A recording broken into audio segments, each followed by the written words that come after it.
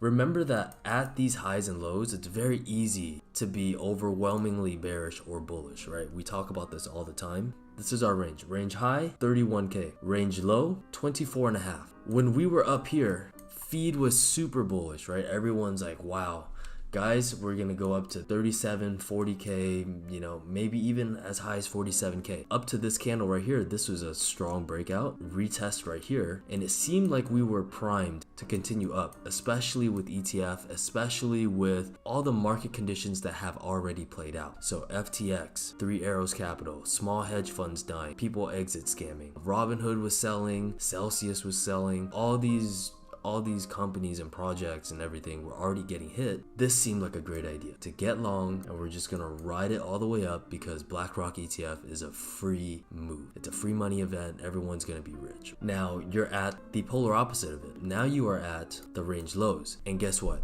Is it not the same thing? Are you not seeing that people are like, okay, well, wow guys, like we are so fucked. We're gonna go down to like 20K. We're gonna keep nuking. It's over. You know, all the shit coins are starting to rug. It's meme coin season, which is never a good thing. Blah blah blah blah blah blah blah. There's always a certain narrative that you can spin. There's always certain informations that you can cherry pick. There's always people playing both sides. At the highs, there's going to be bulls. At the lows, there's going to be bears. And it's very important to just remind yourself that what price is doing is the most important thing. So what is price doing? Price is trading at the range lows. What does this mean for you as a trader? It means you should probably be looking for longs. And I'm not saying you should just long right here at fair value, but look for these extreme moves, right? Where you're either going to be immediately right or you're going to be immediately wrong. We are at the weekly range lows. This isn't really the area that I would start to get super bearish on. I wouldn't say this is like hyper bullish, but anticipate that prices might just go sideways, right? And for this to continue going sideways, what's got to happen? It's got to go up and stay within the range, right? It goes down anymore, we lose the range. We're no longer ranging. So you have essentially a few scenarios that you can map out. This is the most likely scenario for me. Reason why I think that is because yes, we still are looming on the ETF date, right? So it doesn't make sense for prices to just fall unless it gets rejected, which we don't know yet. And for prices to probably pump, it's the opposite of that, which is the ETF gets approved, things start to look really good, investments start to come in, bigger players are more confident and want to dip their feet back into the markets. We don't have signs of either. So for me, I just think the market will continue to just sit sideways until there is a signal of either one of the scenarios, right? So one, ETF check, or ETF not good. So until there are more signs of these, I do think this just sits sideways. The ETF is going to get delayed. They're going to do everything in their power to delay it. If we assume that price stays within the range, this makes for a good long opportunity. Let's go into the 4 hour. Something like this could be argued as the range. You can even use the highs and lows of this, whatever you want to do. But again, these are the extremes that you're looking for to long, right? Don't long in here. Don't short in here. Don't play in here. Don't play in here. Play here. Play here. Play here. Play here. Play here. Always play on the edges. Always play on the brink of fucking disaster. Let's do BLZ. So what you want to actually short was actually right here. Right, so lows. This makes for a good short in my opinion, around this 12.5 area, and it looks like it, you know, you might get it again. Just watch for these staircases up, right? So these staircases up, it might lead to a spike, and then wait for the spike to kind of do that little like, you know, surprise, right? And then starts to collapse. So something like this is shortable. I'm looking for mainly shorts on Blue Zell, right? We are counter trend, but on lower time frames. So watch for a spike up. If it collapses right here, oh well, it is what it is. You had a short right here if you were paying attention to it. I do not recommend longs on Blue Zell right in this area because the way that this moves down is violent. Like you might not even be able to get out in time. Let's do SUI.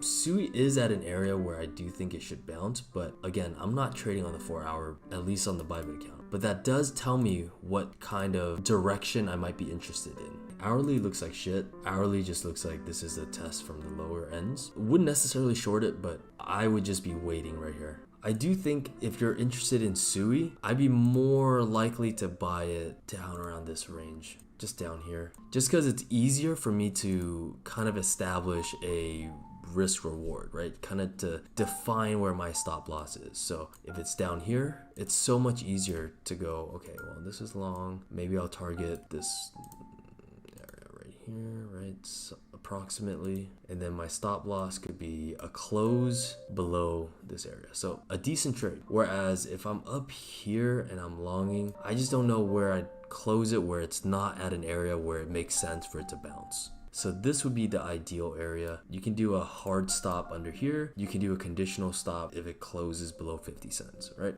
Injective. Sure, let's do injective. Yeah, injective looks like it's sitting at an area where, you know, it's interesting to take a long. But again, I'm not a big fan of some of these charts just because they look range bound. And on alts, trading range bound alts is just miserable because like typically you buy alts because they give you such large returns and they overextend and they trend really hard. But when they, you know, kind of sit in like a tight range like this, it gets a little bit hard. So how I would just break this down is probably just something like this, right? This is a fair range. It's not the greatest, but I would try to buy closer to 7. And you can have a hard stop right here. This is kind of wide though. This wick is what throws me off on my trading strategies, right? Maybe you can do something like this. Fuck. Yeah, this is kind of hard, but decent trade as well.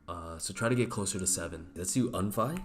It's kind of in no man's land, but the way this is looking on low time frames, it does look kind of like it's about to come back down. I'd aim for a higher low right here. So this screams a better short, right? So as you're seeing higher highs, higher highs, higher highs, higher highs, barely, right? Sort of higher high. And then this is starting to just turn over, right? The structure of this is starting to turn over. Even the higher lows are starting to lose, right? So you're looking at either a short down to $5, which is a 3% short, which is not bad. If you're scalping, a 3% move is great. And then you're looking for a long around 490. So notice that your short target is 5, but your long entry is lower, right? Because you're aiming for a wick. You're not aiming to just immediately flip long, right? On high time frames, it doesn't look bad, right? It looks like a daily retest. I just have no idea what this coin does. Hourly seems pretty meh, like neutral. I think you either trade the low time frames on this coin or the really high time frames and pray that this is a daily retest and we come up to this $6 area. But I kind of have no idea what this coin does. Oh, let's do PEPE. Let's do PEPE.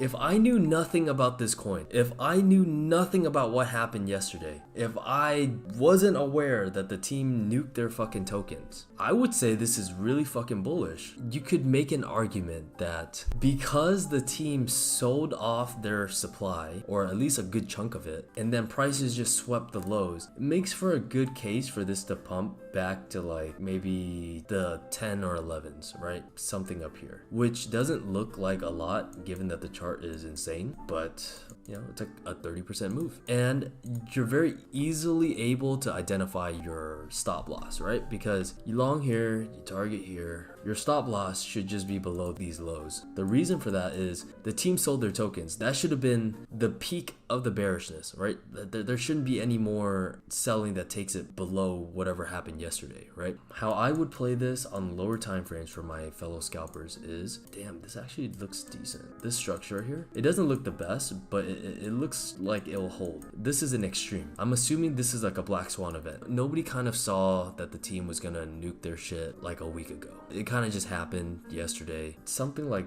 this, even a little bit lower, maybe like 8.4, I would really long. Like 8.4, I'd be so down because then your trade looks like this, which is not bad. And this is a hard stop. Like if it just closed below these lows, I'd get the fuck out, right? Which puts my stop at maybe like 5% realistically. So this isn't the worst, but I'm gonna give this some time to kind of maybe move back down a little bit so I can get a better entry, right? Like if I can get an entry right here, like suddenly this is a god tier trade. You can take some profit right here just before the 10s. Hey Loma, could you do LPT more in depth? Yep.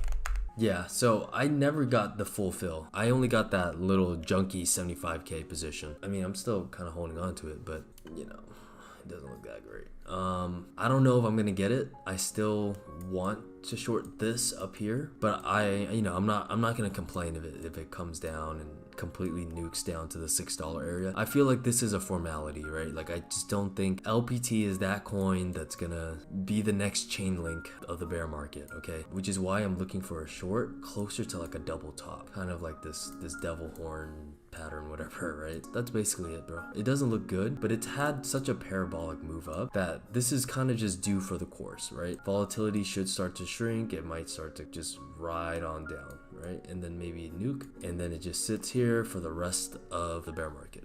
Optimism looks okay. This is when I think Bitcoin nuked. This looks like a decent area to get long if you wanted to get long on optimism. You know, as much as I want to say like this is the best area to get long, because it is, the likelihood of you getting this is probably like 20%. When it comes down here, it's probably just gonna go down like a little bit further and then come back up. But small bounce right here wouldn't be unlikely. So on the 4 hour, we kind of said, okay, we want to get long. So on the hourly, you go in the hourly and then you look for decent areas to bid. Maybe somewhere in here would be decent bids, right? So 144, maybe 143. I do think that we're probably going to bounce. Oh my God. Yo, what happened to Tomo? Is there a news thing that led to this? Because this sell-off is actually nuts. For reference, most coins stopped here, right? But you look at Tomo and it's like, yo, it just fucking puked. My scalping side tells me I would want to long this, but I'm gonna look into this a little bit. I don't know why Tomo is so bad, but this looks like a decent area to, you know, kind of get long. Just like a small scalp, but yeah. If you're in a Tomo position and you sat through this entire thing, just sit in it because you're literally at the last support level. It'll probably bounce, and then this is probably your key to get the fuck out, right?